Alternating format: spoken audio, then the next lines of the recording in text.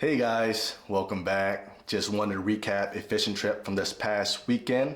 If you didn't see my last video, I did talk a little bit about the different lures that I would be using and the different techniques that I would be using out on the river. And so this week, just kind of want to let you join us as we fish the Cumberland River and talk a little bit about the different techniques that I used. All right, we made it out to the river. As you can tell, Alex has now joined me. Alex has also watched my video, so he knows what I plan on doing today. And so, Alex, just real quick, from a water clarity perspective, how would you rate today's water clarity out here on Stones River? Well, here on the Stones, it looks pretty good. It's still got that nice green tint to it, so it's not totally blown out, but there's a little stain. So to me, that's what I want. We'll see what the river looks like with how much current they're running, but it looks good so far. All right, you all know what I'm throwing. Alex, just real quick, what do you plan on starting with? Maybe 3 lures? Can I talk about your technique? So I'm going to throw the Texas rig for sure. I'm probably going to throw, let's see, probably a DT8 and a top water. So you guys will still have to stay tuned to see how we do. All right, wish us luck. Okay, just a heads up guys, there's not going to be a whole lot of fish catches on this video, but if you stay tuned, you should be able to pick up a few tips and tricks, and maybe you'll feel some of the frustrations that we had out on the river. And so I'm gonna try not to make these same common mistakes next time I'm out in the water. And so if you want to see if I learned my lessons from this past weekend trip, then you'll have to stay tuned for future videos and see if I still make these same mistakes. And so the first mistake that I made was trying to fish a open hook rig out on the river. We had a little bit of current on this day, which I normally feel comfortable fishing in the current, but we've had a lot of rain, and with rain, water gets let out and there's a lot of debris in the water. And so the first technique that I was trying to throw was an open hook jig head. And so this is an 1/8 ounce jig head that I poured, and so I don't mind losing this bait or this terminal tackle because they're pretty cheap for me to make and pour since I'm making my own now. This power bait creature bait. And so this is what the creature bait looks like outside of the packaging. And the way I was rigging it up was I just kind of measured and see how long where I needed to go. Let's see here, I would do something like that. And this bait looks awesome in the water, right? But the problem is, even though this is a really light jig head, with it being an 1/8 ounce, as it was drifting down the river, it seems like it always get hung up on a tree branch or a tree limb or underneath a rock. And I threw this thing out one time and ended up getting stuck, and I spent a minute or two trying to get it unhung, and I couldn't get it unstuck, and so I had to end up breaking it off. And again, I don't mind breaking these things off, and I know it's just part of fishing, but what's annoying is I fish a braid to leader setup, and most of the time my line is breaking at my knot, not where I tied the knot, but right before it. And so I have to spend time tying up a new leader line, which is annoying when you're out there floating down the current and trying to catch as many fish as you can. And so a lesson learned for you guys: if you're out there fishing the river or anywhere that has current, where it's real snaggy, don't fish an open hook bait, which I'm sure you know. And so, I had these extra wide gap hooks. I don't know why I didn't use these guys, because I can text pose it and they're a little bit less likely to get hung up. And so going forward, I'm going to try to fish these extra wide gap hooks in the future so that I don't get hung up as much, because it's just annoying trying to get your bait unhung when the river's flowing. The second big issue that I had going on was, I try to throw a bigger swim bait. Normally I'm throwing a small 3-inch swim bait. Doesn't look like I have one around, but I'm normally throwing a small 3-inch swim bait, and again on that open hook. So I wanted to try go on opposite side of the spectrum and throw something bigger, right? And so I was throwing this big old mag draft swim bait. It's about 6 inches long. It's got the hook in the belly there. The thing about this swim bait with the current is, when I was throwing it 45 degree at the bank with the current coming down, trying to swim that thing kind of at a 45-degree angle going against the current, it just didn't look real natural. And so what I tried to then do was just throw it straight up river and bringing it back down. But then with the current flowing, I didn't feel like I can work the bait slow enough because I had to keep the bait moving so that it would look natural. But then with the current and then with me reeling in the bait, it was just working it way too fast for this big old swim bait. And I don't think the water was clean enough to be fishing anything this big. And so that's the reason I didn't think this technique worked. I also threw the S Waver 168. It's a hard swim bait. It's double jointed, or it's a jointed hard bait. And I don't have that handy, but if you go back and watch my other video, you can see what that bait looks like. And that bait, it never got down deep enough. I felt like, again, with that current going, I didn't feel like it would sink down in the water column quick enough to get in that strike zone. I mean, I could see the bait hovering around 1 feet below the surface. And so I didn't have much confidence fishing that bait, and that didn't work out well. And so there's my experience fishing the bigger swim baits on the Cumberland River. Again, I think you need clearer water to fish these big swim baits, maybe less current, and maybe more fishing around more targeted structure like a dock or a lay down.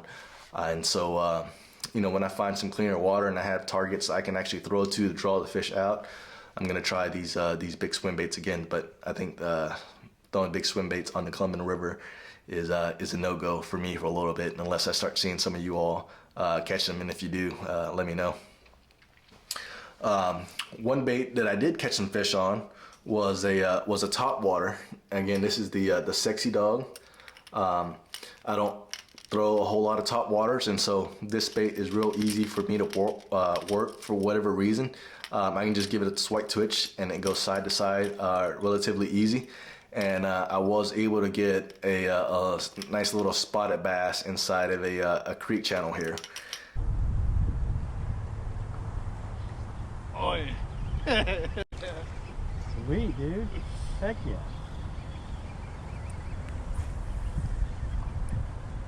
Spot? Heck yeah. That makes me happy and crazy to... Fighter's been slow. Finally got something. Good spot right there. You know, what made this day interesting is I don't think I've ever had to get out of the boat and fish, but Alex found an opportunity to hop out of the boat, to go in this little creek and catch a bass or two. I think he had a few blow up on his top water and was able to get one in the boat. He also threw a Ned rig around in there a little bit until he got hung up. And so, but back to fishing. You know, while Alex was in that creek, I did do some damage and caught a fish or two on the hover shot technique.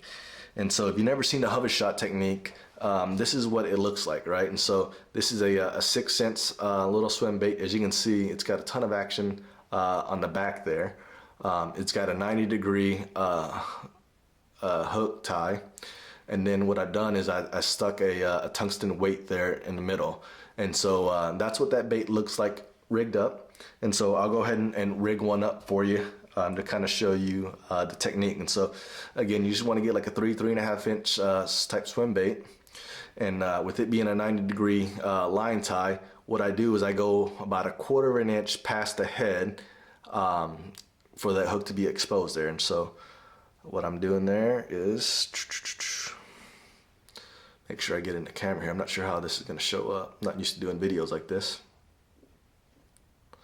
But if y'all comment and let me know that y'all enjoy seeing me rig up tackle like this, let me know, and I'll try to get better and do a better job of trying to do this stuff. But as you can see here, I don't know, it's not 100% straight, but you get the idea. But you can see how the 90-degree line tie is about 1/4 inch past the head, right? And so what this does is give the bait a very unique action. And then what I'm using is a 1/16 ounce tungsten head, tungsten weight. I got two different ones. This is an 1/8 ounce and this is a 1/16 ounce. I like tungsten because they're in a smaller package profile. And then what I'm going to do is I'm just going to stick it in the head here.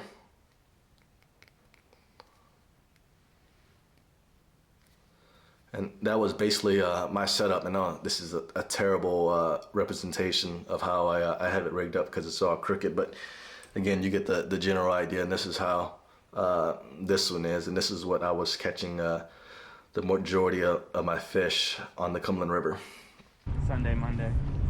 Oh, got one? Yeah. Oh, I got some bait fish. No. Spots. Cool. 3 minutes in on the hover shot.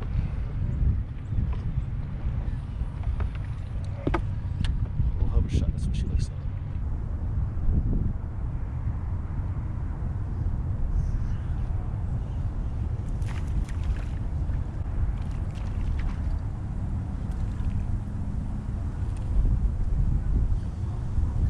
Hover shot.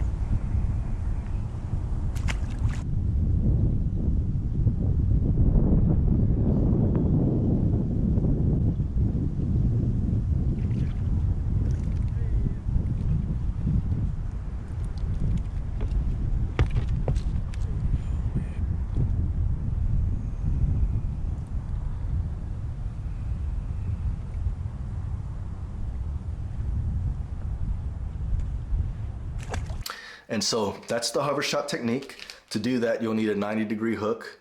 And this is a bait specific type hook that you can see there. I'll try to talk a little bit about these lures and techniques in the description and try to tell you the cost of this stuff. I bought them on Black Friday, so I got about 20% off on all this stuff. And then just the last thing I want to talk to you about was the Carolina rig to catch, to try to catch the fish on the bottom of the water column, and talk to you about my frustrations on it. As you know, I was trying to drag around a Carolina rig, and again, I feel like it's a love-hate relationship, because when you get everything right, the weight is just ticking off the bottom, nice and smooth, and I'm using a lead weight. I don't feel like lead gets hung up as nearly as much as tungsten when you're just drifting along, because it's not as sticky for whatever reason. But what I was using was these Carolina keepers. And I don't know if that'll show up in the camera or not, but it's like a little plastic keeper deal. And so let me see if I can try to rig this up. Again, I'm not used to doing this stuff on camera, and so just bear with me. If it's terrible, just keep on watching. Just let me know that, hey Johnny, you need to work on your rigging camera game. But what you do is there's a little slit there, and you squeeze it, and then it provides like a little hole, right? And so you'll take your fishing line and then try to put it through the hole there. All right, so basically you got this little keeper, right? And so it shouldn't allow the bait to slide up and down, right? So I'm gonna drop my my weight here. This is a 1/2 ounce sinker. And so as you can see, it takes some force to try to pull this thing down, right? And so that's what she looks like. And then, on the other end, you'll have your hook tied on here.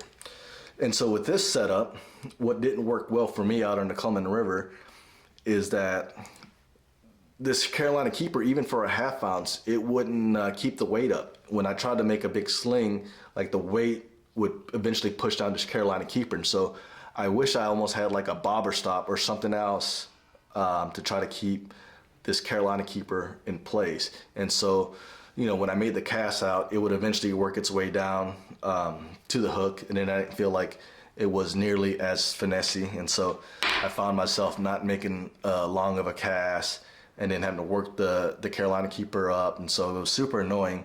I try to keep things as simple as possible, but this Carolina keeper type deal did not work out for me on this particular day, and so I'm gonna have to play around with it a little bit more. And so I think those are all the different lures and techniques that I wanted to talk about. Again, not a whole lot of fish catches, not a whole lot of biggins, but did want to share with you what worked and what didn't work. And I'm going to try to learn from these mistakes and try not to fish them the same way and try different things. And so if you want to see if I'm catching them in the future, stay tuned. If you made it this long, I appreciate you all watching. I will talk to you soon. Bye.